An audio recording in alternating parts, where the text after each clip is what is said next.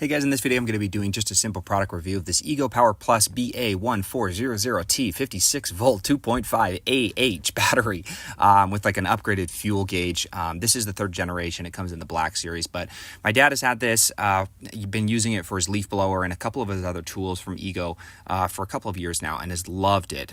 This is one of the best brands that he's ever used for just cleaning up his yard and maintaining his grass and just making sure that all the leaves are getting blown off his driveway and whatnot. But what's really great about this is the simplicity for actually charging it and how long it actually holds a charge. So there are a couple of different indicator lights when you have put the battery on the charger. The first is the blinking green, which means it's charging. Full green means that it's fully charged.